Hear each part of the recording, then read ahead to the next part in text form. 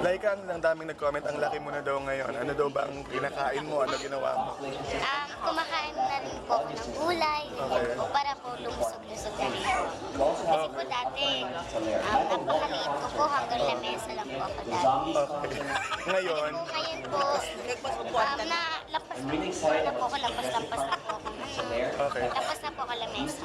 Laika, kabatch mo si Darren, di ba? Oo, siya yung unang may major concert siya sa MOA. Susuportahan mo ba siya? Opo, support na lang kami lahat. Lahat naman po kami, mga The Boy Scouts, sumusuporta, kahit sino man. Lahat naman po kami susuporta. Ang babata niyo pa pero iniintriga agad kayo ni Darren kasi mas una daw siyang magkaka-major concert. Ano pa sasabi mo, iniintriga kayo? Walang ganon, di ba? Wala pong ganun. Oo.